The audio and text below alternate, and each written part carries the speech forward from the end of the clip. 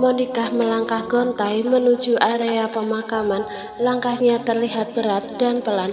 Di depan sana, satu persatu tamu yang hadir mulai meninggalkan makam Pak Prayitno, hingga hening dan kesedihan memenuhi udara di sekitar area makam. Kini di area makam itu hanya tersisa Ibu Kinarsi yang masih menangis terisak-isak, ditemani oleh Alea dan yang lainnya. Alea mencoba menenangkan Ibu Kinarsi dengan mengusap-usap punggung tubuh ringkih itu.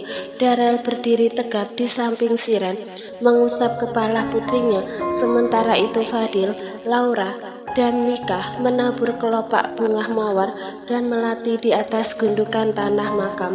Ibu harus kuat. Pak Prayitno pasti tidak ingin melihat ibu bersedih seperti ini, ujar Alea dengan nada lembut. Di tengah kesedihan yang menyelimuti pemakaman Pak Prayitno, tiba-tiba Monica yang tak pernah mengakui ayah kandungnya itu datang mendekat ke area makam. Sosok yang selama ini selalu ditunggu oleh Pak Prayitno dan Ibu Kinarsi kini berdiri di depan mereka dengan tatapan kosong. Semua orang terkejut melihat kehadiran Monica di pemakaman tersebut, termasuk Ibu Kinarsi. Ibu Kinarsi menatap tajam ke arah Monica. Hatinya terasa begitu sakit melihat putrinya itu baru datang saat ayahnya telah tiada. Kesal, marah, dan kecewa bercampur menjadi satu di dalam hati Ibu Kinarsi. Suaminya Pak Prayitno begitu ingin sekali bertemu dengan Monica saat masih berjuang melawan penyakitnya di rumah sakit, namun tidak pernah ada kabar atau kehadiran dari putrinya itu. Monica yang merasakan tatapan tajam dari Ibu Kinarsi seketika menundukkan kepalanya. Rasa tidak enak menyelimuti hatinya.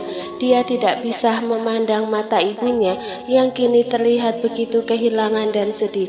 Dalam keheningan yang menusuk, Ibu Kinarsi berkata pada putrinya, "Monica, ayahmu sangat mengharapkan kehadiranmu. Saat dia masih hidup, dia selalu menunggumu, tetapi kamu tidak pernah datang. Sekarang saat dia telah tiada, apa yang kamu harapkan dengan kehadiranmu di sini?" ucap Ibu Kinarsi dengan suara bergetar. "Maaf Bu, aku bertemu dengan ibu dan ayah saat aku sudah dewasa. Bagaimana mungkin aku bisa langsung menerima kalian?" ujar Monica tidak mau disalahkan. "Tidak mungkin aku langsung bisa menerima atau menyayangi orang yang masih asing dalam hidupku. Monica, selama ini kamu sendiri yang menjaga jarak dengan kedua orang tuamu. Bagaimana bisa kasih sayang itu tumbuh jika kamu sendiri enggan untuk didekati oleh mereka?" ucap Alea menimpali. "Aku datang ke sini bukan untuk berdebat dengan kalian," sautnya sambil tersenyum pahit. Kemudian wanita itu melangkah ke sisi makam Pak Prayitno sambil menenteng satu kantong kresek bunga yang dia beli di depan komplek pemakaman. Kelopak bunga itu dia taburkan di atas gundukan tanah yang masih basah. Selesai berdoa, Monica menarik nafas dalam, lalu dengan perlahan mendekati Siren. "Siren, kesini nak, Mama sudah lama tidak mencium dan memeluk kamu," ucap Monica lembut sambil mengulurkan tangannya. Akan tetapi Siren menggeleng, menyembunyikan diri di belakang Darel untuk menghindari ibunya. Monica menahan isak, menatap anaknya dengan mata berkaca-kaca. "Nak, maafin Mama. Mama janji tidak akan memarahi kamu lagi." Namun Siren tetap tidak bergeming. Alea menyeringai sinis sambil melihat adegan itu. "Bagaimana rasanya ditolak dengan anak?" tanya Alea. "Apa yang kamu rasakan seperti itulah yang ibu kandung kamu rasakan." Mendengar perkataan Alea, Monica terdiam menunduk dalam kekecewaan. Alea melanjutkan, "Dulu Siren juga merasa asing dengan kamu, sama seperti kamu dengan ibumu. Akan tetapi dengan usaha pendekatan kamu ke Siren, akhirnya dia mau menerima kamu sebagai ibunya. Namun sayangnya kesempatan itu kamu sia sia-siakan. Lebih baik kita pulang. Tidak baik bertengkar di sini, ujar Ibu Kinarsi dengan suara yang berat menyudahi perdebatan. Raut wajahnya menunjukkan kekhawatiran. Wanita itu melangkah, meninggalkan makam diiringi juga oleh yang lainnya. Monika yang merasa tidak ada gunanya tinggal lebih lama di tempat itu juga segera angkat kaki meninggalkan area pemakaman, tetapi dia tidak menuju rumah ibu kandungnya. Wanita itu memilih untuk langsung kembali ke rumahnya. Hari demi hari terus bergulir menjelang pernikahan. Laura dan Ridwan sudah mulai disibukkan dengan persiapan acara pernikahan. Seperti hari ini, Laura pergi ke mall bersama Ridwan dan Bu Citra. Semenjak gadis itu memutuskan untuk kembali menyambung tali kasih dengan Ridwan, ini adalah kali pertama dia menghabiskan waktu bersama calon mama mertuanya. Nak, baju yang ini bagus untuk kamu, ujar Bu Citra sambil menunjukkan sebuah gaun hitam elegan kepada Laura. Wajah Laura terlihat sedikit tidak nyaman. Maaf Ma, aku kurang suka dengan gaun ini. Bagian ininya terlalu terbuka, tolak Laura dengan sopan. Ridwan yang mendengar juga ikut menimpali. Aku juga nggak setuju Laura memakai gaun ini Ma. Bu Citra menatap gaun tersebut sekali lagi, lalu kembali meletakkannya di rak. Kemudian wanita itu menyuruh Laura untuk memilih gaun sendiri yang sesuai dengan seleranya. Setelah selesai berbelanja perlengkapan, mereka akhirnya memutuskan untuk makan siang di restoran yang ada di mall. Ketika melintas di depan toko perhiasan, tiba-tiba seorang wanita seumuran dengan Bu Citra memanggil, "Jeng Citra," dengan wajah yang ramah. "Bu Kartika," saut Bu Citra membalas sapaan wanita itu. "Wanita ini calon istrinya Ridwan ya Jeng?" tanya Bu Kartika mengamati Laura dari atas ke bawah. "Iya Bu," saut Bu Citra sambil mengangguk bangga. "Ini anak kamu yang namanya Freddy ya?" Bu Kartika mengangguk dan memperkenalkan anaknya. "Calon menantu kamu cantik banget, masih terlihat sangat muda sekali," puji Bu Kartika. Laura dari tadi banyak menunduk saat Freddy menatapnya lekat. Ridwan tidak suka calon istrinya ditatap intens seperti itu oleh pria lain. Dia langsung merangkul pinggang Laura, menandakan bahwa gadis di sampingnya adalah miliknya. "Laura," lirik Freddy membuat Bu Citra dan Ridwan terkejut. "Kamu kenal dengan calon istri Ridwan, Nak?" tanya Bu Kartika pada putranya. Matanya memancarkan rasa penasaran. "Aku pernah 2 kali bertemu dengannya saat aku ke..." Jawaban Freddy langsung terputus ketika Ridwan menyela. "Maaf, kami lagi buru-buru, ada tamu yang menunggu kami di rumah," ucap Ridwan sambil menatap tajam ke arah Freddy. Dia khawatir jika pembicaraan ini akan menimbulkan masalah lagi bagi ibunya. "Ma, sayang, ayo kita pulang." Dengan cepat Ridwan menggenggam tangan Laura dan ibunya, berusaha secepatnya menjauh dari Freddy dan Bu Kartika. "Ridwan, kamu kenapa seperti ini? Tidak sopan kalau begini Nak. Mama jadi tidak enak dengan Bu Kartika," ucap Bu Citra dengan sedikit mengomel. "Aku nggak suka melihat pria itu menatap Laura." "Laura, kenapa Freddy tahu nama kamu?" Laura menarik nafas dalam-dalam sebelum menjawab pertanyaan Bu Citra. "Ma, sebelum aku menjalin hubungan kembali dengan Mas Ridwan, aku sudah berkata bahwa aku tidak pantas masuk ke keluarga kalian. Aku tidak ingin nama baik keluarga Mama akan rusak karena aku. Hal seperti ini yang aku khawatirkan. Masa lalu aku bekerja di tempat Mami Moza pasti akan selalu membekas seumur hidupku. Aku memang pernah 2 kali bertemu dengan Freddy. Dia salah satu pelanggan tetap di tempat Mami Moza. Bahkan waktu itu dia ingin memakaiku, hanya saja aku sedang berhalangan. Saat aku melarikan diri malam itu, pria itulah yang ingin membooking aku, tetapi aku berhasil kabur." Ridwan yang mendengar kejujuran Laura langsung mengusap kasar wajahnya. Dia takut mamanya akan membatalkan pernikahannya lagi. Bagi Laura, sekarang dia tidak ingin menutupi apapun itu. Menurutnya lebih baik dia terus terang sekarang daripada nanti Bu Citra mendengar cerita ini dari mulut Bu Kartika. Ketika mendengar penuturan Laura, Bu Citra terkejut. Jadi Freddy tahu kamu kerja di sana? Tanyanya dengan wajah pucat. Pikiran wanita parubaya itu langsung melayang, membayangkan betapa malunya dirinya nanti jika Bu Kartika menceritakan masa lalu Laura ke teman-teman sosialitanya. Dia bisa merasakan bagaimana nantinya sahabatnya mengolok-olok karena menantunya adalah bekas seorang wanita penghibur. Iya Ma, hal seperti inilah yang aku takutkan saat ingin kembali melanjutkan pernikahan. Kehadiranku pasti akan mencoreng nama baik keluarga besar Mama, saut Laura dengan suara yang ditekan oleh kecemasan. Bu Citra terdiam, pikirannya dilanda kebingungan. Dia merasa terjepit antara kehormatan keluarga dan kebahagiaan putranya. Mama kenapa diam? Tanya Laura khawatir. Saat ini mereka bertiga sudah berada di dalam mobil. Laura menarik nafas panjang lalu berkata dengan keberanian, kalau Mama berubah pikiran terhadapku, aku tidak apa-apa jika pernikahan dibatalkan karena aku memang banyak kekurangannya. Sayang, kamu jangan berkata seperti itu. Mas tidak suka, Mas tidak mau pernikahan kita dibatalkan. Timpal Ridwan.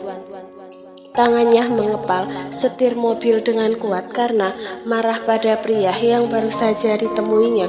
Rasa trauma kehilangan Laura kini kembali menghantuinya. Bu Citra menarik nafas dalam-dalam, matanya berkaca-kaca, memikirkan konsekuensi yang akan dihadapi jika dia memilih antara sahabat dan anaknya. Namun dengan mantap dia bertekad bahwa kebahagiaan anaknya lebih penting daripada persahabatan. Tidak ada yang berubah Nak, lanjutkan saja pernikahan kalian. Dari sini nanti Mama akan melihat yang mana teman yang baik dan yang mana yang tidak, ucap Bu Citra dengan penuh keikhlasan. Ridwan dan Laura mendengar itu, kedua wajah yang semula cemas kini tersungging senyum lega. Mereka merasa bersyukur mendapat dukungan. Terima kasih Ma, ucap Ridwan dan Laura secara bersamaan. Mereka lantas melanjutkan perjalanan menuju restoran mewah yang ada di luar mall. Awalnya mereka ingin makan di restoran yang ada di mall, namun karena kejadian tadi, terpaksa mereka mencari tempat yang lebih tenang dan privat untuk makan siang bersama. Hari bahagia yang Ridwan nantikan akhirnya tiba. Acara akad nikah digelar di rumah pribadinya pagi ini. Saat ini Laura sudah berada di sebuah kamar lantai bawah ditemani oleh Mika untuk dirias sebelum acara akad. Mika melamun, pikirannya melayang pada pernikahan Fadil dan dirinya yang akan digelar sebulan lagi. Namun sebelum itu mereka akan melangsungkan lamaran di desa kelahiran Mika. Laura terlihat sedih, seolah menahan beban berat. Tangannya bergerak-gerak gelisah dan wajahnya tampak cemas melihat sepupunya tersebut. Mika bertanya dengan suara lembut, Laura, kenapa kamu terlihat sedih? Apa kamu terpaksa menikah dengan Pak Ridwan? Laura menggeleng lalu menjelaskan dengan suara parau, bukan itu, aku sedih karena saat pernikahan ini kedua orang tuaku tak ada di sini untuk menyaksikan. Mika merangkul Laura dan berkata, kan masih ada aku sebagai keluarga. Setelah menikah nanti, kamu pasti akan merasa memiliki keluarga yang utuh. Laura menghela nafas panjang. Kamu tahu kan bagaimana sifat ibu mertuaku? Aku masih takut mengakrabkan diri dengannya. Wajahnya tampak meringis, takut dengan bayang-bayang mertua yang akan menjadi bagian hidupnya. Mika menepuk-nepuk pundak Laura dengan senyum menggoda di bibirnya. Kamu gak usah terlalu memikirkan itu. Yang penting Pak Ridwan baik sama kamu. Apalagi kalau kamu sudah punya anak, pasti hidupmu akan semakin bahagia, ujar Mika sambil tersenyum penuh arti. Bikinkan aku keponakan kembar, bisik Mika di telinga Laura. Wajah Laura langsung bersemu merah seketika, tubuhnya menegang.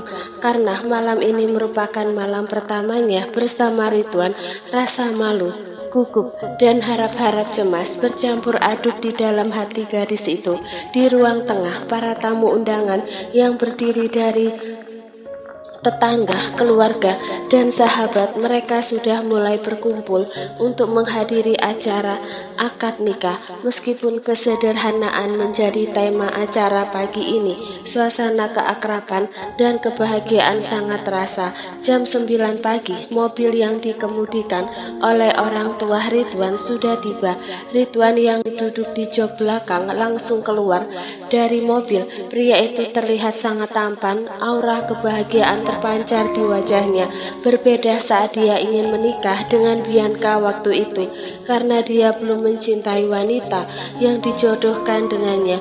Hari ini Ridwan sangat bahagia karena bisa menikah dengan gadis pilihannya sendiri, gadis yang sudah lama dia cintai. Bu Citra melihat rona kebahagiaan pada wajah putranya. Wanita parubaya itu tersenyum karena melihat putranya bahagia. Ridwan melangkah masuk ke dalam rumah diapit oleh kedua orang tuanya. Kehadirannya kini menjadi pusat perhatian para tamu undangan yang ada di dalam ruangan. Pak Penghulu juga sudah hadir di tempat itu. Bu Citra melangkah ke kamar tempat di mana Laura dirias. Wanita parubaya itu mengetuk pintu kamar. Pintu kamar dibuka menampilkan wajah Mika yang pagi ini juga dirias dengan sangat cantik. Bantu Laura keluar, acara mau dimulai, ujar Bu Citra sambil tersenyum ramah. Mika hanya mengangguk. Setelah mengucap itu, Bu Citra kembali lagi ke tempat acara, duduk di samping putranya. Laura melangkah anggun ke ruang tengah didampingi oleh Mika yang memandangnya penuh perhatian. Ridwan tersenyum sumringah saat melihat gadis cantik yang melangkah ke arahnya. Dalam hati, dia merasa tak akan ada lagi yang bisa memisahkannya dari Laura. Apapun yang terjadi ke depannya, Fadil yang juga hadir di tempat itu tak bisa menahan kagum melihat penampilan Mika yang memukau dalam balutan kebaya rancangan butik Queen Marsa. Gadis itu terlihat sangat cantik, sangat berbeda dengan keseharian gadis itu. Setelah mengantar Laura duduk di samping mempelai pria, Mika melangkah ke arah Alea, duduk di samping wanita hamil itu dengan wajah penuh kehangatan. Meskipun ini pernikahan Ridwan yang ketiga kalinya, dia tidak bisa menyembunyikan rasa groginya. Tangannya terasa dingin saat dipegang Pak Penghulu. Saudara Ridwan Aditya Permana bin Ahmad Mahardika Permana, saya nikahkan dan saya kawinkan engkau dengan Laura Nabila Putri binti Hendrawan yang walinya telah mewakilkan kepada saya untuk menikahkannya dengan engkau dengan mas kawin uang Rp1.304.000 dan satu set perhiasan emas dibayar tunai, ucap Pak Penghulu seraya menghentak sedikit tangan Ridwan. Saya terima nikah dan kawinnya Laura Nabila Putri binti Hendrawan dengan mas kawin tersebut dibayar tunai, sahut Ridwan lancar. Sedetik kemudian dia menarik nafas lega. Bagaimana para saksi? Tanya Pak Penghulu menoleh pada kedua orang saksi. Sahur saksi serentak. Alhamdulillah, ucap semua yang ada di ruangan. Raut wajah mereka penuh bahagia. Setelah acara akad nikah selesai, rumah itu kembali sepi. Semua keluarga Ridwan kembali ke rumah Bu Citra. Mika juga ikut Alea pulang ke mansion. Acara resepsi malam ini rencananya akan digelar di hotel milik David. Ridwan dan Laura akan pergi ke hotel itu saat sore hari.